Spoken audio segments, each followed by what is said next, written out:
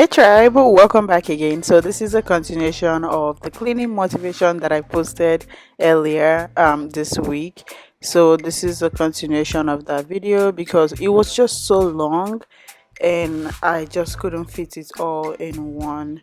So I decided to break them down like this, so it's okay like that, because I did a whole lot of cleaning. When I tell you this thing took me almost 2 days to finish up, I'm not even kidding. Like, it took me a lot. But today we are tackling the kitchen, and yeah, we are getting this done. And oh my gosh, the relief I had when I finished and I finally got in the shower, it was just something else. Like, you guys, it was a lot. But yeah, today we are tackling the kitchen. So yeah, I'm so excited. Keep watching, and I'll see you guys towards the end.